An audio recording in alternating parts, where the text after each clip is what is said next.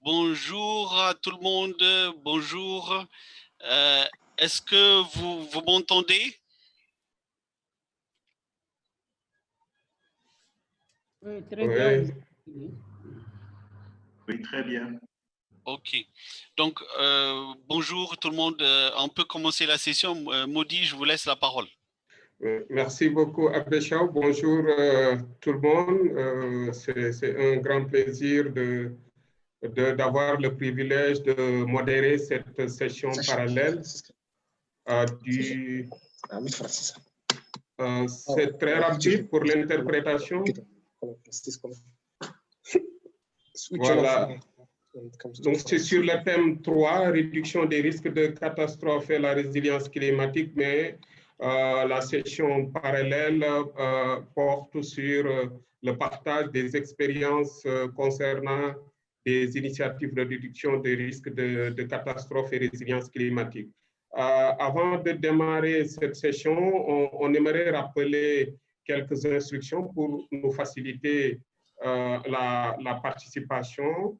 Je voudrais demander à tout le monde de fermer son micro, sauf si peut-être il a la parole. Je voudrais dire seulement que la traduction français-anglais, anglais-français existe. C'est une traduction simultanée. Je vous dis aussi que vous pouvez avoir cette traduction au niveau du menu. Vous sélectionnez en bas le menu interprétation.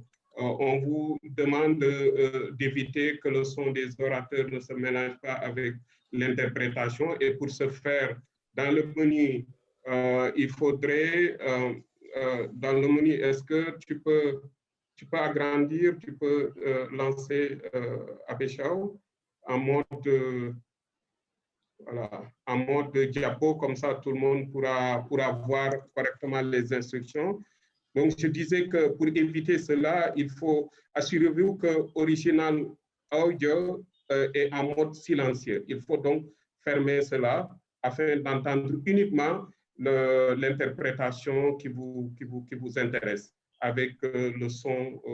Sinon, vous pouvez avoir quelques soucis. Donc, vous fermez Original Audio.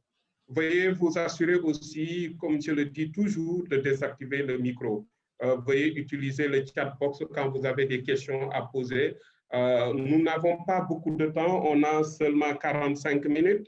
Et nous allons avoir une présentation d'une douzaine de minutes, mais précédée par une vidéo qu'on va vous montrer, une vidéo qui va porter environ sur 2 minutes et qui va parler du thème du thème de la session d'aujourd'hui. Alors, mesdames et messieurs, je vais vous présenter la personne qui va faire cette présentation, mais avant cela, je voudrais vous dire que je m'appelle Maudit Diop, je suis donc le modérateur. Je travaille au bureau sous-régional de la FAO pour l'Afrique de l'Ouest. Précisément, je suis membre de l'équipe chargée des urgences et de la résilience qu'on appelle REWA, et nous sommes basés à Dakar. Voilà, nous aurons donc le privilège d'avoir le docteur Hassan Issala Yaya, qui est un chercheur et un inventeur agronome de nationalité nigérienne. Il est auteur ou co-auteur de beaucoup de publications scientifiques. Le docteur Hassan est titulaire de 6 brevets d'invention. Il est 11 fois lauréat au concours d'invention et d'innovation technologique dans son Niger natal, mais aussi au-delà. Il convient de mentionner aussi que le docteur Yaya a eu la médaille d'or avec félicitations du jury lors du 40e Salon international des inventions de Genève tenu en avril 2012. Autant dire que nous avons la bonne personne pour nous parler de cet important sujet qui porte donc sur les initiatives de réduction des risques de catastrophe. Et le docteur, nous allons d'abord, si vous le permettez, Abeshao, si tu n'as pas quelque chose à ajouter avant le démarrage du visionnage du film. Donc, je te donne la parole. Merci. Abbé Chao, est-ce que tu voudrais ajouter quelque chose? Sinon, on passe tout de suite au visionnage de la vidéo. Merci. On passe tout de suite à la vidéo. Merci, Diop. Voilà. Vaste pays d'1 267 000 km², le Niger est très marqué par sa continentalité et sa position dans la zone septentrionale par rapport au désert. Ce qui fait de lui un des pays sahéliens les plus durement frappés par la sécheresse et la désertification au cours de ces 2 dernières décennies. Pour la redynamisation de la politique de reboisement du pays, un système d'entretien et de protection des arbres doit être élaboré, en exemple de ces dispositifs appelés boosters de croissance des plantes. Mis au point par M. Hassan Bissele Yahya, cet agronome a à son actif 33 ans de recherche agricole. C'est un dispositif qui a pour rôle de booster la croissance des plantes, de réguler la température, l'humidité, la circulation de l'air et aussi la nutrition au niveau de la plante. Nous avons commencé à expérimenter ce dispositif depuis 2003. Donc de 2003 aujourd'hui, nous avons emmagasiné suffisamment de résultats qui nous permettent en fait de sortir le dispositif.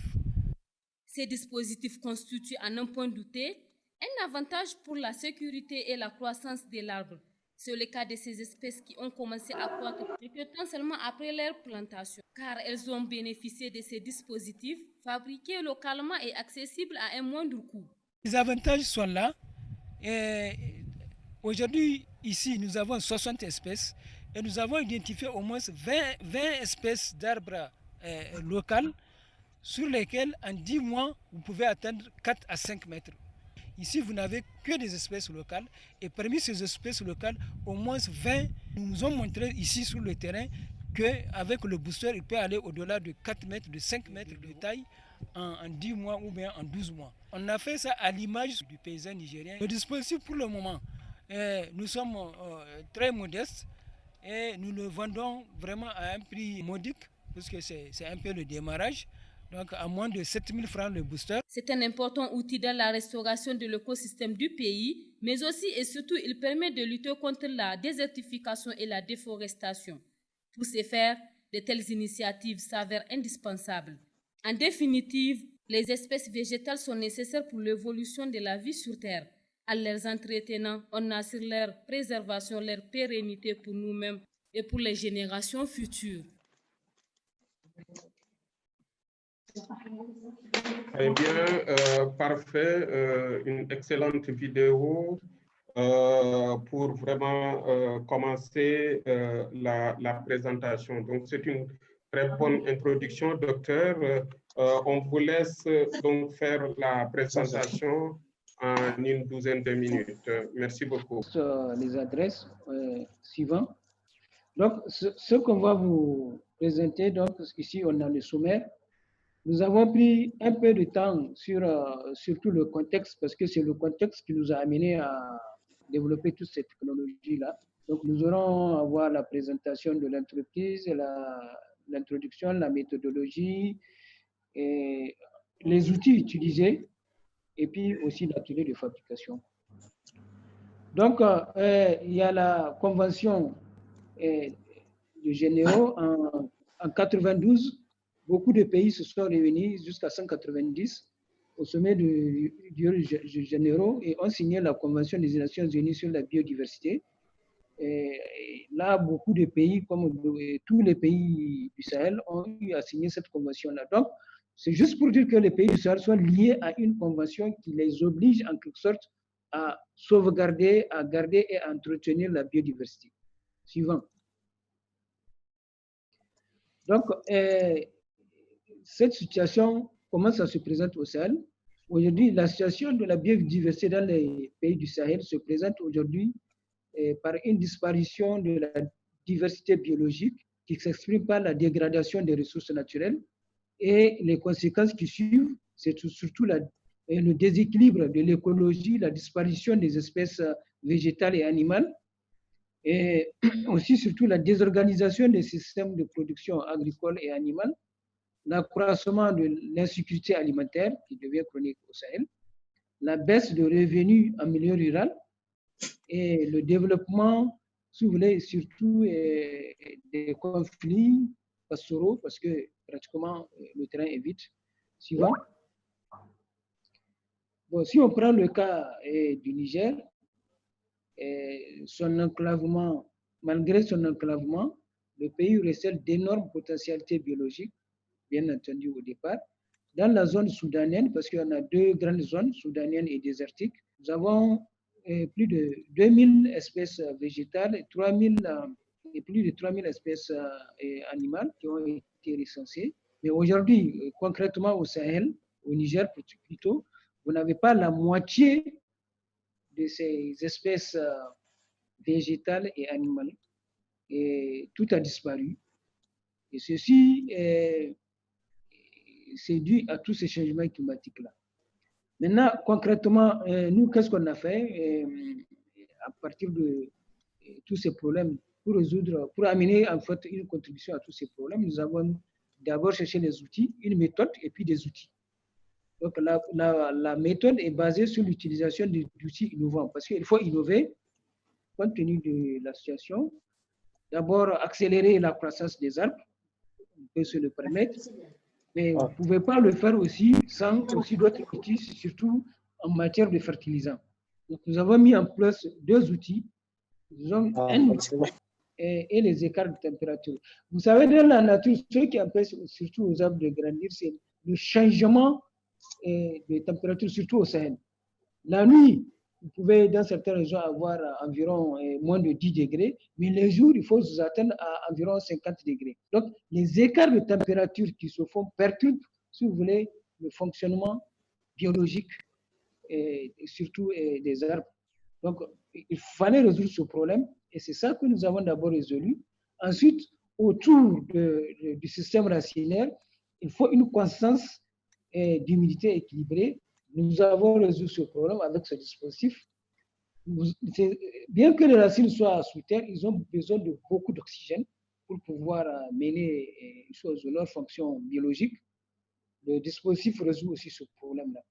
Et en même temps, le dispositif, nous avons conçu pour qu'il soit un composteur express. Donc, en 7 jours, si vous mettez du fumier ou d'autres matières organiques, maximum 10 jours, vous avez du compost pour alimenter la plante. Et ensuite, il permet aussi une protection mécanique des racines. Bon, les conditions physiques donc, de déroulement de tous ces comment dirais-je, les réactions biologiques vont se dérouler correctement. Donc, en gros, vous avez un système racinaire qui fonctionne 24 heures sur 24 en continu. Et suite. Donc, en gros, voici le dispositif schématiquement. Ça, c'est ce qu'on a fait. Donc, il y a une partie où vous avez la réserve de matière organique et une partie où vous avez la plante. Ensuite, suivant, nous avons mis en place cette fois-ci aussi un composteur parce que nous avons besoin de beaucoup de compost pour pouvoir soutenir ces arbres pour leur alimentation. Il faut vous dire que le sol sahélien, c'est du sable. Et dans ce sable, il n'y a pas pratiquement de matière organique, très pauvre en matière organique parce que la couverture végétale n'existe pas pratiquement. Donc, le sol est pauvre en matière organique. Le sol est sec. Dans ces conditions, imaginez comment un arbre peut rapidement grandir. Donc, c'est pourquoi il fallait aussi résoudre, en cas de besoin, comment s'approvisionner en compost. Et nous avons mis un dispositif là qui est vraiment très efficace et spécial. Ensuite,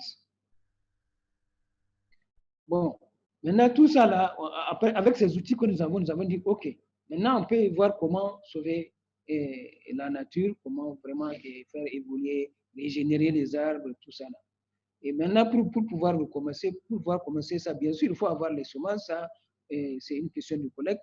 Il faut maintenant rassembler tout ça et maintenant en arboretum. Et je ne vous cache pas, on a cherché des semences à l'ICRAF Mali, au Burkina, au Nigeria, tous les pays voisins où, après le recensement de certains arbres ont disparu, on est parti chercher, on les a ramenés au Niger pour pouvoir les régénérer et puis faire du ça. Suivant. Donc, cette initiative a été vraiment quelque chose de, si vous voulez, de nouveau, et ce qui a amené vraiment les autorités à s'y intéresser. Ici, on voit le ministre et tout son staff qui sont partis voir l'arboretorium. Il y a aussi au niveau de l'Assemblée une commission que j'appelle commission environnement qui est aussi partie et qui nous a même conseillé, enfin, si nous pouvons faire la même chose dans tous les chefs-lieux des régions du Niger. Bon, ça, c'est des paroles que nous avons pris en compte. Suivant. Donc, ici, succinctement, vous avez quelques résultats du booster.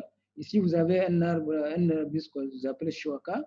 Donc, vous voyez l'arbre qui est à droite, la série qui est à droite possède le booster, celle qui est à gauche n'a pas. Donc, sur les histogrammes que vous voulez, ceux qui inversent, ceux qui ont le booster, ceux qui n'ont pas, ceux qui n'ont pas. Donc, on a eu un ratio d'environ 12,6 entre ceux qui ont le booster et ceux qui n'ont pas. Suivant.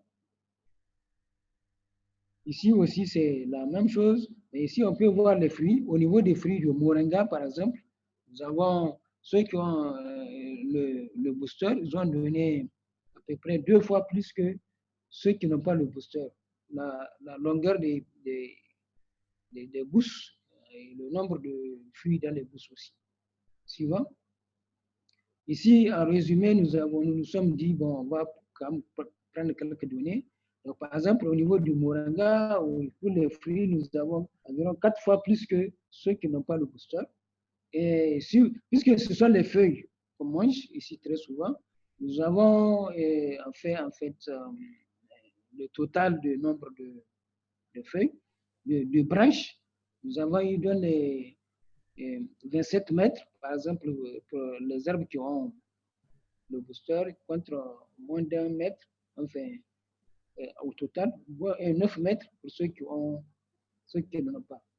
Donc, de la même chose aussi pour les Chouaka, on a vu d'autres expériences. Alors, nous nous sommes dit, mais si ça marche au Niger, est-ce que ça va marcher ailleurs? Donc, ici, nous avons fait un essai à Abidjan avec des bananes plantains. Donc, vous pouvez voir à droite ceux qui ont le booster et à gauche, une rangée de ceux qui n'ont pas le booster. Et là, on a eu 5 fois plus que les témoins qui n'en avaient pas. Suivant. Suivant. Donc ici, c'est juste l'histogramme de la banane. Non.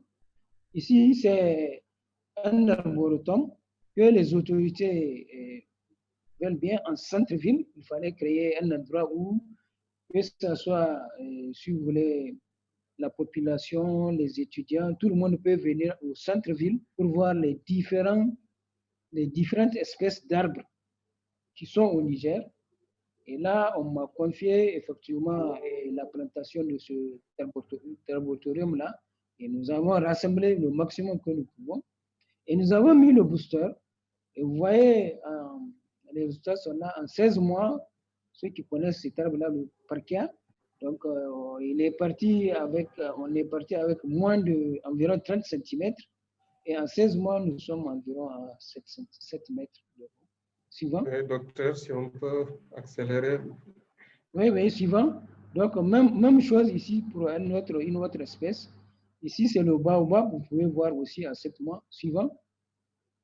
Suivant. Là aussi, c'est le ziziphus. Suivant. Là aussi, c'est toujours des choses. Là, c'est le dattier même qui traîne. On a vu que c'est parti bien. Suivant. Ici, c'est notre atelier de fabrication. On se débrouille avec les moyens qu'on a. Suivant.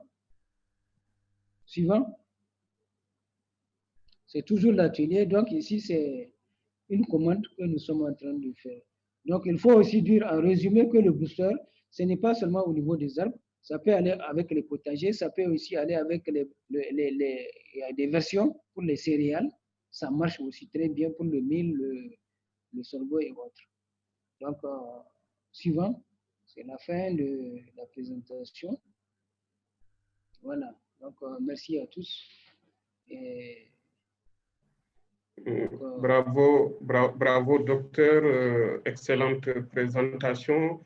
Je pense que ce booster est très, très, très intéressant, le booster de croissance des plantes. Vous venez de nous dire que ce n'est pas seulement pour les arbres, c'est les plantes de manière générale.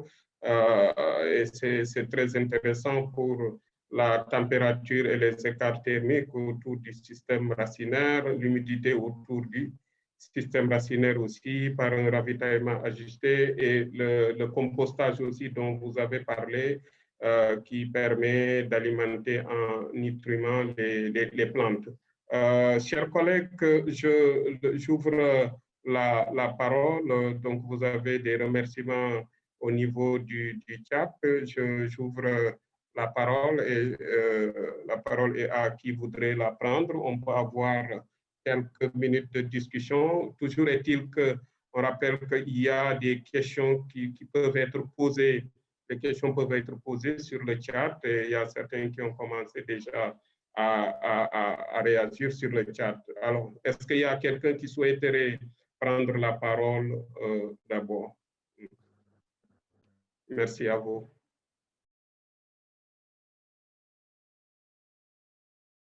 Sinon, je voudrais commencer par le chat déjà. Docteur, il y a Abéchao qui dit quelles leçons ou messages clés retenir de la présentation de M. Hassan. Il faudrait nous le faire savoir, écrire dans la boîte de discussion, c'est-à-dire les messages clés que vous retenez. Mais docteur, moi, la question que je voudrais poser est liée à vos rapports avec les autorités, au-delà des photos que nous avons, qu'est-ce que le gouvernement, quelle sorte d'initiative, de projet ou d'action que vous avez peut-être avec les gouvernements, le gouvernement nigérien? Est-ce que l'État vous soutient? Est-ce que vous avez des difficultés, puisque je vois que c'est une entreprise privée, donc ce n'est pas une entreprise étatique, donc vous êtes un privé. Alors, quels sont vos rapports avec l'État? Est-ce que vous bénéficiez d'un soutien? Est-ce qu'on vous implique dans de grands projets, compte tenu aussi de la situation au Niger? Ok, donc à ce sujet, formellement, je peux dire que il n'y a pas un soutien formel. J'évolue comme toute autre entreprise. J'évolue très souvent sur fonds propres, je ne cache pas. Bon, mais il y a quand même un engouement qui est là. Cet engouement est dû aux réalités du terrain. Quand les gens viennent, ils trouvent que les résultats sont là. Actuellement, nous avons planté plus de 2000 arbres avec ce dispositif-là, que ce soit à Niamey ou à l'intérieur du pays, et aussi même au bord des routes. Mais c'est surtout, si vous voulez, des contrats sur fonds propres. Il n'y a pas quelque chose qui a été signé, mais je peux dire que vraiment, j'ai été reçu plusieurs fois au niveau de ce qu'ils appellent les orientations. Vraiment, il y a des manifestations, mais concrètement, il n'y a pas quelque chose qui est réellement posé ou bien signé. Mais il y a des visites des autorités, il y a des félicitations des autorités, il y a tous les décors que vous voulez, parce que ce sont les résultats qui sont en train de parler. Mais on attend toujours, on espère que ça va venir. OK. Il y a une question de Sam qui vous remercie au passage et qui dit il ou elle est très intéressé, mais il ou elle demande le contenu du booster. Qu'est-ce qu'il y a dans le booster qui améliore la croissance des plantes en termes d'apport en nutriments? Qu'est-ce que vous mettez dans le booster? La question est en anglais, bien sûr. OK. Donc, en fait, en réalité, toute la chose est là. Le booster, il est physique. On a évité d'abord, première chose, de mettre des engrais, des trucs. Il est biologique, il est physique. Et toutes les actions que le booster fait, c'est juste des actions, si vous voulez, des entretiens physiques au niveau de la plante. Maintenant, bien entendu, une plante ne peut pas évoluer sans nutriments. Et là, il y a une caisse, si vous voulez, il y a un magasin de nutriments qui est lié à la plante. Mais c'est la question que beaucoup de gens se posent. Mais qu'est-ce qu'il y a? Il y en a qui pensent qu'il y a des hormones, il y a des ONG. Parce que lorsque j'étais parti à Abidjan, c'était le débat. Mais en fait, qu'est-ce qu'il y a là-dedans? Et du coup, ce qu'il y a là-dedans, c'est que juste, on a étudié ce qu'il faut, les conditions qu'il faut pour que les racines d'une jeune plante se développent. Et on a appliqué. On est parti du fondamental. Ce n'est pas de l'imagination. Si vous voulez, peut-être on a le temps de discuter. Si vous mettez 3 arbres, le premier, vous ne l'entretenez pas. Le deuxième, vous lui donnez juste sous les, vous l'arrosez. Le troisième, vous l'entretenez avec, si vous voulez, de l'eau et puis des nutriments. Lequel va grandir plus vite, certainement le troisième. Donc la leçon à tirer est que plus vous entretenez bien un arbre, plus il grandit. On est parti sur cette base. Maintenant, il faut définir qu'est-ce qu'on appelle entretenir un arbre. Alors là, les conditions sont tellement liées et longues et on a extrait certains et puis on a traduit ça en instrument. Ça n'a pas été facile, mais c'est vraiment sur du fondamental, sur les connaissances fondamentales qu'on a joué.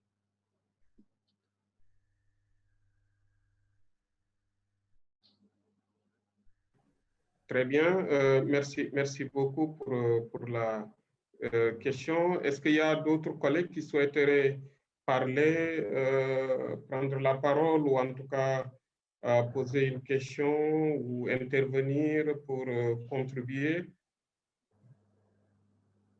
Alors, j'ai vu aussi que vous avez montré des images de la Côte d'Ivoire. Là-bas, vous avez travaillé avec l'État ou avec des privés? J'étais invité à un forum sur l'anacardier. Et ensuite, j'avais des partenaires là-bas, chose aussi des innovateurs, des chercheurs. Bon, ils ont accordé le terrain, ils ont accordé les conditions. Après le forum, il fallait, parce que j'ai exposé ça à un forum, il fallait aussi leur montrer en fait physiquement, concrètement à quoi ce que ça peut donner. Ils étaient intéressés de savoir en fait si on met ça sur les, par exemple, parce qu'ils ont dit avec le banane plantain, ça peut gagner si ça marche. On a dit bon, ok, on y va pour une expérimentation et on a fait un petit champ avec des boosters et sans boosters et on a collaboré comme ça. Mais eux aussi, c'est si vous voulez des entrepreneurs aussi des hommes d'affaires, il ne faut pas le cacher, qui étaient très intéressés par ça, de découvrir ça.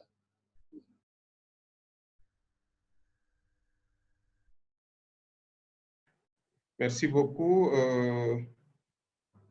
Et la plante a besoin du booster jusqu'à un certain moment de sa croissance ou bien on laisse le booster avec indéfiniment. Très bien. Le booster en a plusieurs dimensions. Par exemple, celui que j'ai pris à 25 cm de diamètre. Donc, un arbre qui a 25 cm de diamètre, c'est que réellement il est assez grand et il n'a pas besoin. Alors, les boosters, à un moment donné, nous avons conçu ça de manière réutilisable. Si vous voulez, vous pouvez décider à un moment donné de le retirer, de le passer à un autre. Mais au cas où vous n'en avez pas, il n'y a aucun problème. C'est comme un bébé et son biberon. Si l'arbre grandit, il n'a plus besoin. Donc, il va vous jeter votre booster, il continue sa croissance. Mais le booster, ça peut tenir. L'arbre, généralement, ce qu'on a, au bout d'un an, maximum, il y en a des arbres même, au bout de 10 mois, ils se disent, bon, je suis assez grand, hein, puisque je peux me supporter. Il y en a, bien entendu, qui ont besoin de ça pendant un an, peut-être 2 ans maximum. Puis bon, après, l'arbre est assez grand parce que l'idée, c'est de développer surtout le système racinaire. Puis, dès son jeune âge, c'est ça. Okay, thank you, dear colleagues. You can ask your question either in English or in French, since we have interpretation. Thank you, Dr. Hassan. Il y a une question justement, à un moment, le booster ne va pas bloquer le développement racinaire. Est-ce que, oui, à un certain moment, si on laisse le booster, il y a une question sur le chat qui dit est-ce que ça ne va pas bloquer le développement racinaire? Oui, mais bon, on n'a pas, peut-être si vous avez vu comment c'est conçu, il y a un compartiment uniquement pour l'arbre, pour les racines, et un autre compartiment pour les nutriments. C'est comme un magasin de vivres. Donc, il y a un être. Mais en ce qui concerne le développement, pas, pas du tout. C'est tout à fait le contraire. Ça développe. Et quand je dis quand l'arbre va grandir, il va vous soulever votre booster parce que le booster n'est pas, il a une certaine dimension, il a une certaine profondeur. Et ça ne bloque pas du tout. Ça laisse les racines partir. Dès le plus jeune arbre, le plus jeune âge de l'arbre, la racine principale est très bien développée. C'est conçu pour que la racine principale se développe vite et continue dans le sol. Alors que les autres racines, et surtout les poils absorbants qui permettent la nutrition, elles sont en surface. Et ils ont un magasin, en quelque sorte un magasin de vivres, dans lequel ils peuvent puiser comme ils veulent pour pouvoir nourrir la plante. Donc, en gros, grosso modo, c'est ça. Il n'y a aucune contrainte. On a mis toutes les sortes de racines, par exemple le palmier dattier qui a les racines étalées, les racines pivotantes, les racines semi-étalées. Catégorie par catégorie, on a étudié effectivement les systèmes racinaires par rapport au booster. Il n'y a pas de contrainte particulière. Très bien. Et vous avez planté plus de 2000 arbres dans la ville de Niamey et à l'intérieur. Mais vous dites que vous avez planté, mais qu'en est-il de la durabilité de ces arbres? Est-ce que vous plantez, ça marche, mais ces arbres-là, ils continuent toujours à vivre? Oui, actuellement, sur les 2000 qu'on a plantés, c'est plus de 2, ça doit être 2800, 2800 et quelques, si je fais le... Et sur les 2000, on n'a perdu que 4 dû à des inondations. Et l'inondation, si vous voulez, ça a perduré pendant plus d'une semaine. Sinon, le booster lui-même, en cas d'inondation, si ce n'est que quelques jours, 3, 4, 5, même une semaine, le dispositif est conçu pour pouvoir résorber.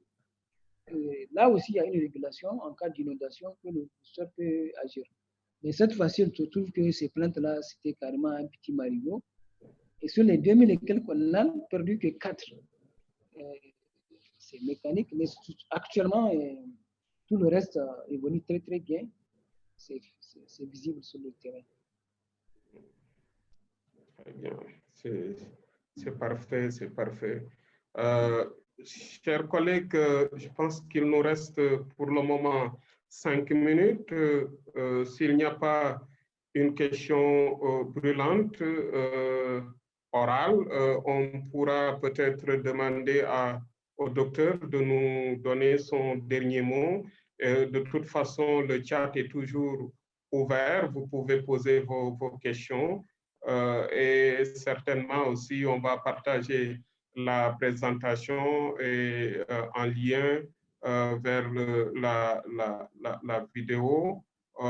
Donc, merci beaucoup pour votre participation. Docteur, est-ce que vous avez un dernier mot? Le dernier mot, c'est le dernier slide. C'est-à-dire que le booster, ce n'est pas les plantes seulement. Et quand vous prenez le cas des céréales, nous avons pu faire en sorte que sur 400 mètres carrés, nous avons fait l'expérience, nous avons pris plus d'une tonne, par exemple, 2000, alors que le paysan en a besoin au Niger plus de 2 hectares, hein, parce qu'aujourd'hui, moins que le paysan ne fait pas 5 kilos par hectare. Et nous avons aussi la version potagère. Donc, c'est-à-dire, on a vraiment étalé ça sur vraiment toutes les plaines terrestres. Et c'est pourquoi nous sommes actuellement. Donc, en gros, nous pensons que c'est un outil, certes, il n'est pas parfait. C'est un outil qui est là pour tout le monde et je pense que pour le Sahel et pour tous les autres pays, nous avons espoir qu'il y aura aussi de votre côté des approches pour pouvoir vraiment vulgariser ça et que tout le monde en profite. C'est tout ce que j'ai à dire. Très bien, merci beaucoup, docteur. Donc, nous avons droit à la présentation de cet important dispositif, le booster de croissance des plants, qui contribue à vraiment inverser la tendance actuelle liée à la déperdition des ressources environnementales, telles que vous l'avez mentionné dans votre présentation, puisque nous le savons tous, nous sommes préoccupés par cette désertification dans la zone sahélienne et donc le fait de proposer un dispositif de cette importance est une avancée très importante dans la recherche de solutions aux défis liés au changement climatique et à la réduction des risques de catastrophes. Merci beaucoup, chers collègues. Vous avez été donc une vingtaine à participer à cet appel et cela a été très intéressant. C'est une excellente innovation. En tout cas, vous êtes félicité sur le chat, docteur. On a loué votre innovation et je vous encourage, je ne sais pas maintenant comment faudrait-il faire pour avoir beaucoup plus de collaboration avec les autorités étatiques, non seulement nigériennes, mais aussi au niveau du reste du Sahel. Je pense que la désertification intéresse tous les pays du Sahel et même les autres pays, je veux dire, les pays du Golfe de Guinée aussi, où on a les mêmes défis qui risquent de se poser. Et je pense que c'est une excellente chose aussi de voir comment travailler ensemble.